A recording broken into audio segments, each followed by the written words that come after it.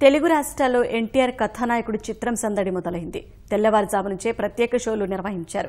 నట సార్వభౌముడి జీవిత చరిత్ర ఆధారంగా తెరకెక్కిన ఈ చిత్రాన్ని చూసేందుకు ఆనాటి ఎన్టీఆర్ అభిమానుల నుంచి నేటి బాలయ్య అభిమానుల వరకు పెద్ద ఎత్తున థియేటర్లకు తరలివస్తున్నారు.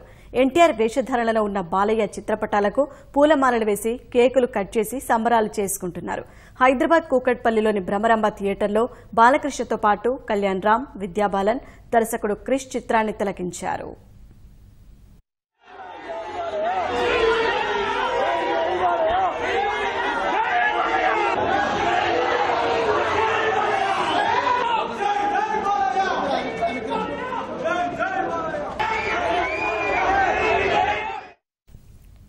పశ్చిమ గోదావరి జిల్లా తణుకులో ఎన్టీఆర్ అభిమానులు సందడి చేశారు. కథానాయకుడి చిత్రం విడుదల సందర్భంగా థియేటర్ ఆవరణలో ఎన్టీఆర్ విగ్రహానికి పూలమాలలు వేసి నివాళులు అర్పించారు. పెద్ద ఎత్తున బాణసంచా కాల్చి సంబరాలు జరిపారు.